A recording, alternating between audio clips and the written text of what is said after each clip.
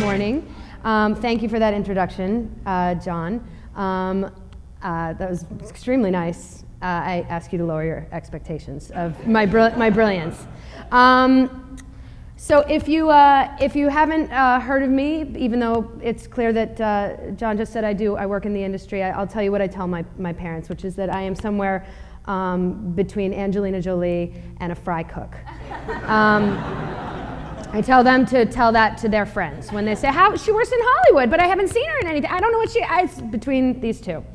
And there are a lot of jobs in between, as you know, if you live in Los Angeles. There's a lot of ways to work in the industry if you are not at the top, or, you know, I'm sure he's very happy, but presumably if he's trying to break into Hollywood, he's at the bottom.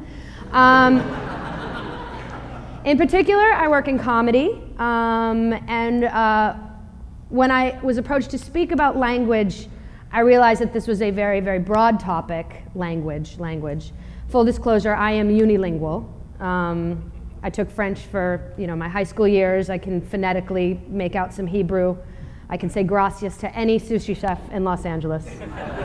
But I only speak one language. But within the context of creativity, I want to talk about language as I use it in the field where I've spent most of my life working in comedy. I actually think a good way to think about comedy is to say that comedy is the language of risk. So I'll tell you a little bit, how did it start me in comedy? Well, I always wanted to perform. Like every little girl of the 70s, I wanted to be, I think I was a moon here. I was a moon. I had a aging hippie teacher who, we sang a lot of Hair songs and Godspell songs. I wanted to be Annie, but at some point this aging hippie, I grew up in suburban Massachusetts, at some point this aging hippie teacher of ours decided she wanted to stage The Wizard of Oz, and only one role for me. I really truly could not imagine not being Dorothy. That was the only path. I was to be the star, but I did not get that role. That role went to Jenny Cates, who had a very, very strong vibrato for an 8-year-old. I got this role, and I was furious. As coroner, I was her. I thoroughly examined her, and she's not only merely dead, she's really most sincerely dead. I stole the show. I made the most of that song. I did it very, very much like that guy. And I modulated my voice exactly to be that munchkin, to make a meal of it. And in a very run-of-the-mill production of Wizard of Oz in a community theater where everybody knows the story, everybody knows who's the big part, who's the little part, we all know what the songs are. I think it was pretty surprising for a little kid to make the most of such a bizarre little role that no one really remembers from the movie. And I stood out, and I got a round of applause, and I suddenly realized that comedy is power, and that I was able to really to feel that power by being that odd little comedic role. Now, most male comics will tell you that they went out and listened to every George Carlin record available. They studied the artist formerly known as Bill Cosby, like he was an SAT practice test. They'll talk your ear off about Bill Hicks and David Letterman and Eddie Murphy. But for me, my influences were more Barbra Streisand, these people, Madeline Kahn, Goldie Hawn, Bette, Gilda, and two honorary Jewesses, Jan Hooks and Terry Garr. I was way more into movies than stand-up. I was very, very, very into comedians. And the only time I was happy to be Jewish growing up in the 70s was when I realized that Private Benjamin was the actual story of my people. For those of you who haven't seen it, it's your job to go see it. Very important. To me, this was a story I could relate to, this sort of privileged, neurotic misfits in a cold, dispassionate world. That's what being Jewish meant to me growing up. I guess my point is that it shaped my comedic perspective to grow up a Jewess, like Goldie here. And I know this, and I promise that this next part will relate. Growing up in the 1970s meant a lot of early education, if you were Jewish, about the Holocaust. Now, John Stetson insists that this is the first Creative Mornings presentation to use a photo of Hitler in their presentation. And I did ask him as I was going over if it made him nervous, and he hesitated. He said, no. And I said, great, because comedy is the language of risk. And risk might offend you. So I say, take the risk anyway. We'll get back to the Holocaust, don't worry. Some of you may not agree, okay, that I totally accept that, but I actually feel that I have a right to make fun of the Holocaust, and I'll tell you why. We watched Shoah in kindergarten, okay? I don't remember a time growing up and not knowing about the Holocaust. I had nightmares every night.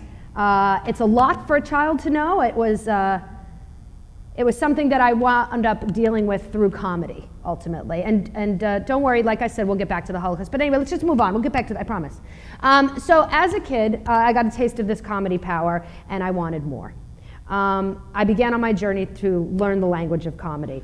In college, I did what most budding comedians do. I joined my college improv group. We were very originally titled Spontaneous Combustion, like no other improv groups in this country. It was either that or like on the spot, everyone. We did short form, whose line is it anyway type improv games, little short things, and what I learned from years of getting suggestions in the student union was that I was not funny. Yet. Or rather that I had a very, very, very long way to go. I failed many more times than I succeeded in those early improv days. And yes, I know, one of them forgot his shirt. That was something that John Stetson found very offensive. Why that guy wearing a tie-dye? I was like, he forgot his shirt. I don't know, he's a huge stoner. But it could be that I failed more because it was okay to fail more then. Maybe there was more risk to improv comedy because the nature of improv comedy is very fleeting. It's over and it's gone as soon as it's performed. You know, it's different than someone who labors over a written piece that's going to live, that's going to continue to develop. When improv shows happen, they're just gone, poof.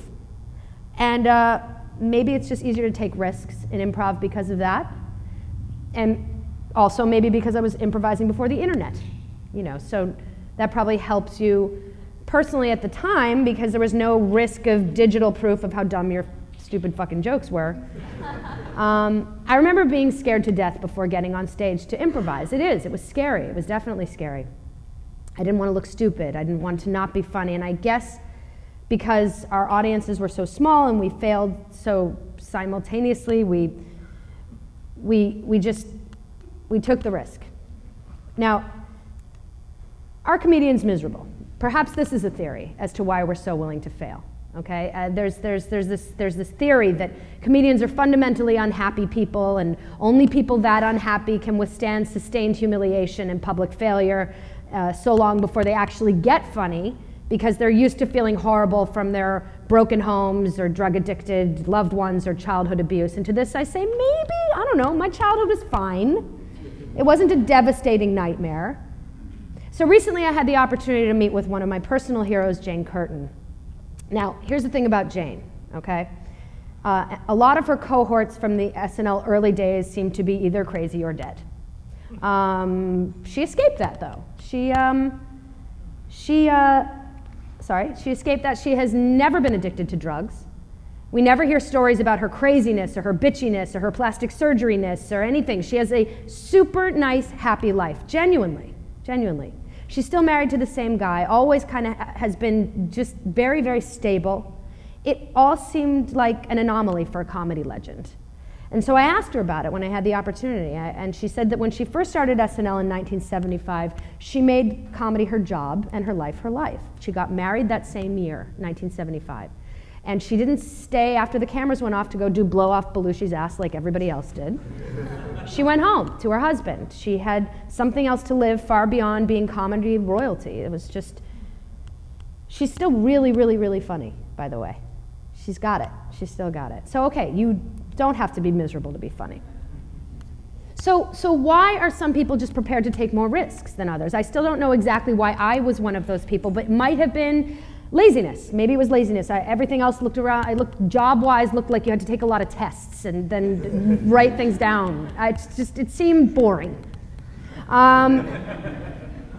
So I graduated with a BS in communications.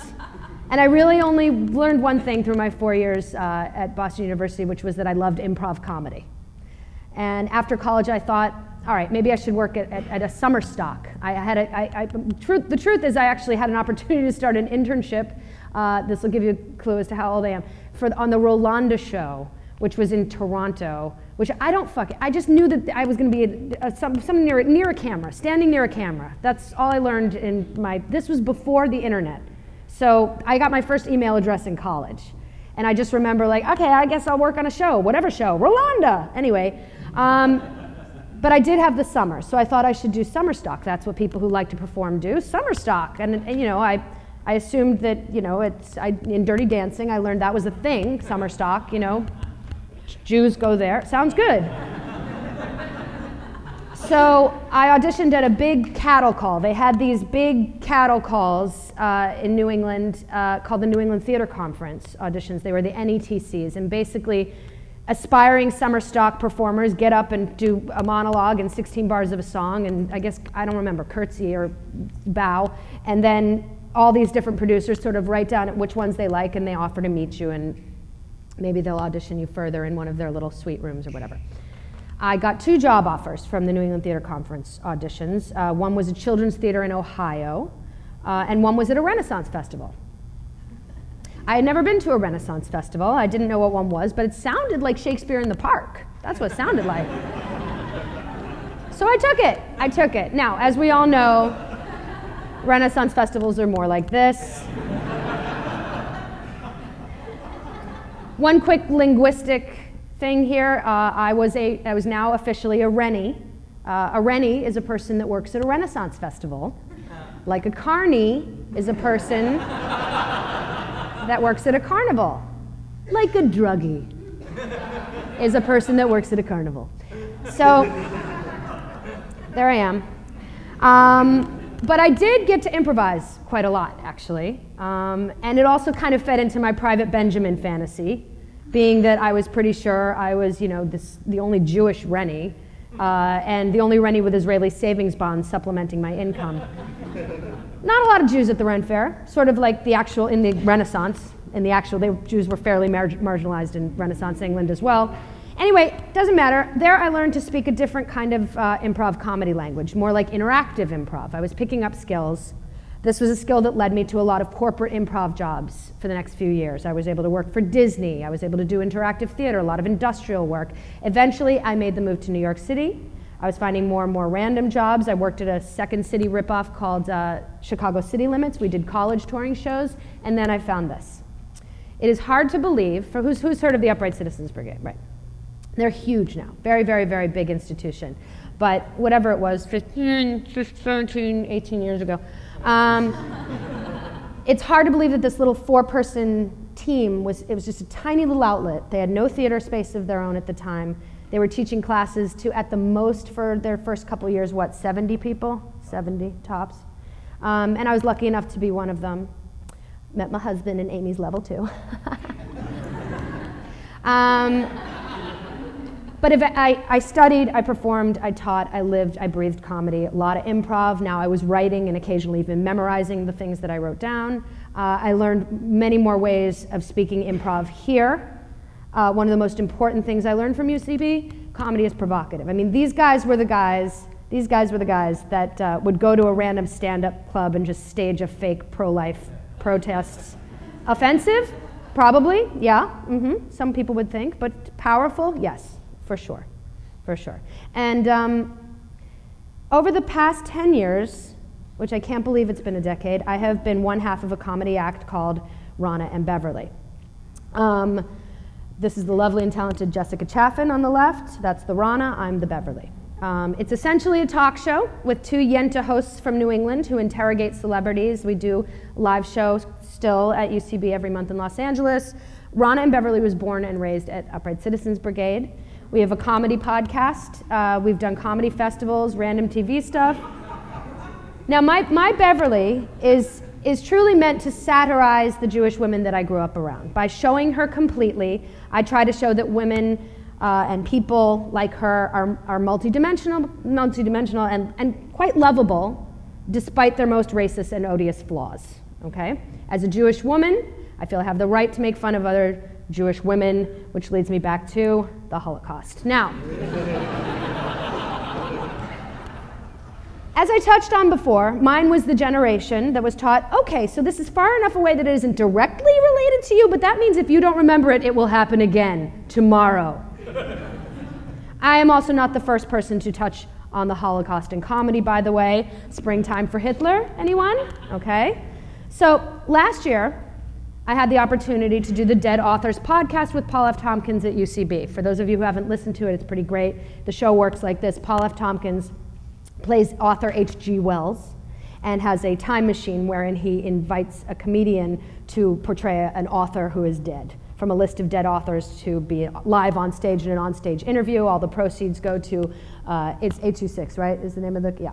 It's a great show. I highly encourage you to see it or listen to the podcast. It's a lot of fun. But, you don't even need a ton of expertise on the author. He tells you it's okay, I'm gonna have an iPad, I'm gonna prompt you, it's gonna be a really fun interview, just don't worry about it. He gave me a list of dead authors that had not been portrayed yet. And I found Anne Frank.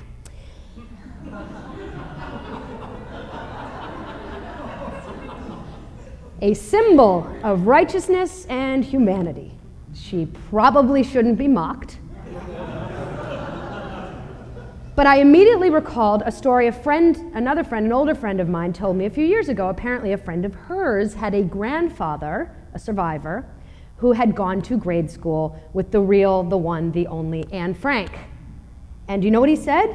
That she was a total pain in the ass in school.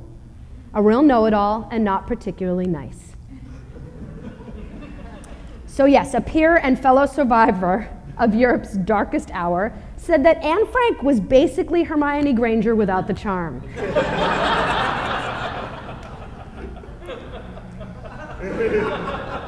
Maybe she was. I don't know, we don't know at the very least, and this is just from reading the diary, she was definitely an oversexed tweenage know-it-all, in addition to being a beautiful, poignant writer. And guess what else, America? She probably would have been a believer. She was exactly the age of the girls who worship Justin Bieber today, and she probably also would have liked T. Swift and the Hunger Games, too. And I knew that if this is exactly how I played her, it would be funny enough, hopefully, to trump any offensiveness. I tried to stay true to the fact that most 13-year-old girls think that they know absolutely everything and that maybe Anne was no different. And people laughed, and I don't think that anyone was offended. I will also concede that not a ton of Holocaust survivors regularly attend shows at UCB. But comedy is powerful. Comedy is provocative. Comedy can be offensive because comedy is the language of risk. And whatever language you speak, it doesn't really serve you to please everyone. Apparently, through Rana and Beverly, I have offended a lot of people just this past year. Specifically, some of the groups I have offended, at least according to the emails, include blacks, Muslims, and lesbians. I have actually apologized every single time, and I also think it's important to say that I have truly actually considered the implications of what I said or did and what my intentions were comedically and otherwise. I asked myself some tough questions. Is it right to offend someone for the sake of joke? No, of course not. It really isn't. And I will say that I also feel every time someone is offended and brings that to my attention, and in figuring out if I've crossed the line, at least I have opened up an interesting discussion. If you play it safe all the time, catering to the most inoffensive, how do you even know where the line is? I told you about all the people that Ron and Beverly have offended, but I didn't mention that we get hundreds of emails about how much people love us, which is very, very flattering and very kind. How many people come to our show specifically to be roasted, to not have to live in a very, very safe, politically correct world. I opened our show last night by saying, I don't want your letters. I don't want your letters. I'm going to talk about the Zika babies. I don't want your letters, and I don't want them today either. I'm apologizing in advance. But the truth is we've had so many people beg us to make videos or even officiate their straight weddings, their gay weddings, their interfaith weddings, their interracial weddings, and so on and so on. And when you take a risk, you don't just risk being not liked, you also do risk being loved. And I believe this is true if you speak the language of comedy or art or business or design, whatever. I really believe that. Push the boundaries, take a risk. But don't ask me, I'm just somewhere between Angelina Jolie and a fry cook. Thank you.